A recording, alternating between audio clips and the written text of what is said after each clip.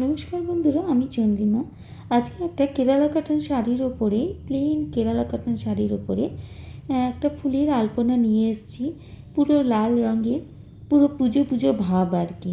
তো ভিডিওটি ভালো লাগলে লাইক, কমেন্ট ও শেয়ার করো, সাবস্ক্রাইব করে বেল আইকন প্রেস করে পাশে আমার বন্ধু হয়ে থেকো। আমি দেখো কিভাবে করছি। একটা ক্যাম্প খাটের একটা পোর্শনে আমি শাড়িটা ক্লিপ দিয়ে আটকে নিয়েছি, আরেকটা পোর্শন আমি একটা তারের মধ্যে ঝুলিয়ে রেখেছি যাতে টান টান হয়, তাহলে রঙটা বেশ ভালো বসে। আমার যথাযথ ব্যবস্থা নেই বলে আমি এইভাবেই জিনিসটা করে থাকি। আর তারপরে দেখো এইভাবে আমি পেন্সিল দিয়ে পরপর পরপর এঁকে রেখেছি। অ্যাকচুয়ালি একটা কাগজের মধ্যে আমি প্রথমে এঁকেছিলাম এবং সেই কাগজটায় পরপর বসিয়ে আমি পাড়ের পোর্শনটা করে নিয়েছি। আমাকে একজন খুব আপনজন এই শাড়িটি করতে দিয়েছে। তো তাকে আমি জিজ্ঞেস করেছিলাম যে তুমি কী ধরনের পছন্দ করো, কোনো কালার সাজেস্ট করো কি না। মানে এটা আমার স্বভাব যে কেউ কিছু করতে দিলে তাকে আগে জিজ্ঞেস করি তার কী ইচ্ছে। তো সেই মতোই আমি পরপর করতে থাকি বা ভাবনা চিন্তা করি। তো সে বলেছিল আমাকে লাল রঙ যেন হয়, আর পাড়টা খুব বড় একটা হবে না, কিন্তু আঁচলটা যেন বেশ বড় হয়। তো সেই তার ভাবনা থেকেই কিন্তু আমি এটা করেছি। আর ভাবনাটা অবশ্য নিজস্ব, কিন্তু সেটি যেটা বলেছিল সেটা মাথায় রেখে আমি ভাবনাটা করেছি। তো এইভাবে দেখো পাড়ে এই আঁচলে আমি একটা ময়ূর রেখে নিয়েছি, আর পাড়ের মোটিভটা তোমরা দেখলে। আর সেই মতো প্রথমে পেন্সিল দিয়ে এঁকে নেওয়ার পরে তারপর আমি করি, কারণ এটা তো আমার কাছে পুরো একটা ক্যানভাস। তো সেখানে যদি একটু ভুল কিছু হয়, সেটা রবার দিয়ে মুছলেও কেমন যেন হয়ে যায়, আমার ঠিক ভালো লাগে না ব্যাপারটা। সেই জন্য আমি আগে পেন্সিল দিয়ে এঁকে নিই, এবং আঁকার আগে আমি চেষ্টা করি একটা কাগজে এঁকে নিতে, এবং সেটাকে আমি এখানে ছাপি। মানে তার আঁকাটা রেখে তার ওপরে আমি শাড়িটা দিই এবং সেখান থেকে আমি ছেপে নিই পুরো ব্যাপারটা।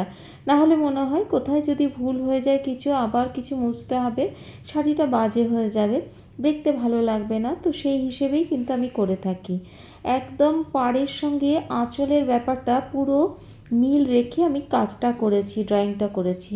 আর পুরো লাল রঙটা হয়ে যাওয়ার পর, যেহেতু গোল্ডেন কালারের পাড়, তা আমি গোল্ডেন কালারের টাচ একটু একটু করে প্রত্যেকটা জায়গায় দিয়ে গেছি, তাতে জিনিসটা আরও বেশি করে যেন ফুটে উঠেছে। একটা শাড়ি করতে না আমার বেশি দিন সময় লাগে না, মিনিমাম 2 দিন সময় লাগে। কিন্তু তার আগে ভাবনা চিন্তা করে কোন কালারটা দেব, কিভাবে ড্রয়িংটা করব, কোথায় কোন জিনিসটা থাকবে, এটা একটু মানে ভাবনা চিন্তা করতে সময় লাগে। কিন্তু সেটা যখন আমি শাড়িতে করে ফেলি, তারপরে কিন্তু আমার সময় বেশি লাগে না।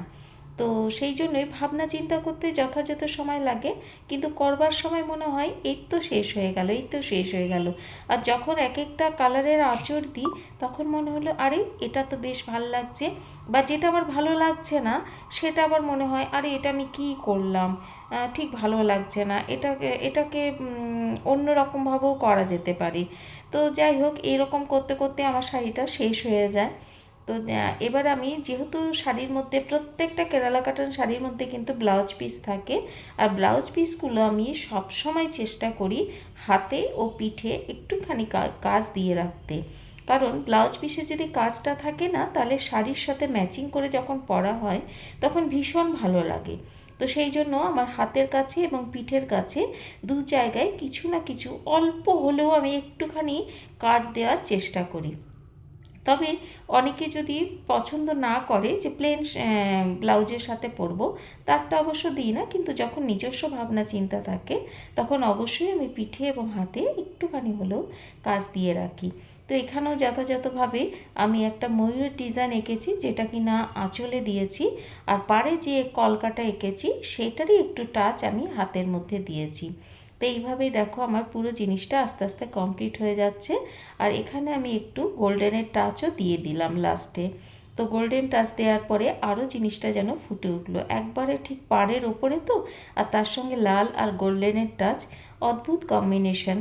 তো এইভাবেই আমার আস্তে আস্তে শাড়িটা কমপ্লিট হয়ে গেল। তোমাদের কেমন লাগছে অবশ্যই জানিও। আর দেখো এইটা মানে শেষ হয়ে যাবার পরে কিন্তু সব সময় একটু আয়রন করে নিতে হয়, তাহলে কালারটা আরও ভালো করে বসে যায়।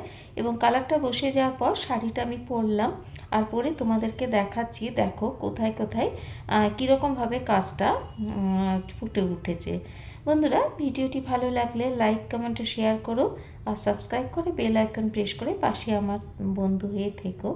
আর কেউ যদি অর্ডার দিতে চাও অবশ্যই আমাকে এখানে কমেন্ট সেকশানে জানিও। টাটা বন্ধুরা।